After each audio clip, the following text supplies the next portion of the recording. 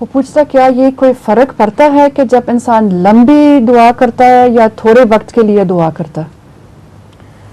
لمبی دعا اگر کی جائے تو ڈیپینڈ کرتا ہے اس میں کیا کیا باتیں کہہ رہا ہے.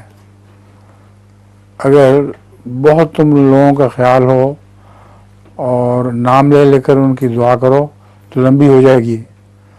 اگر اپنے گھر میں گھر کے لیے کرنی ہو صرف یا اپنی ذات کے لیے تو وہ چھوٹی ہو جائے گی. تو یہ تو حالات کے اوپر ہے.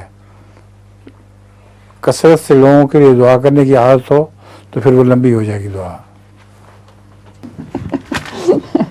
وہ پوچھتا ہے کہ آپ کسی ڈیف ٹیچر کو جو سن نہیں سکتا ہے آپ اس کو کیا بلاتے ہیں؟